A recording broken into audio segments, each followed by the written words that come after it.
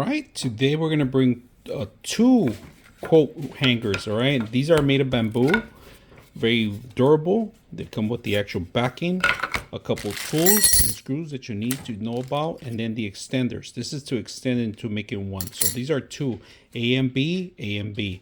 That's pretty much a get. So we're gonna set it up and see how it works. Now these are the little areas, this is where you actually hang the coats.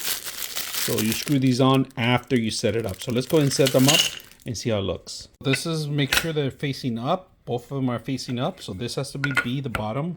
And this is A. And in A, this is how you have to screw in the two ends first. And then make sure you screw in the other end too. All right, so this is A. And this is going to be B. All right, guys, here it is. We've got a couple of quotes behind our door. You could easily remove them, if you guys can see that. Very easy to set up. It took me about, like I said, a couple minutes. It's all stabilized. You put your quotes wherever you want, hang them wherever you want. It's perfect. I put it behind my door so you don't hit the door. We have some extra bumper here, which is great.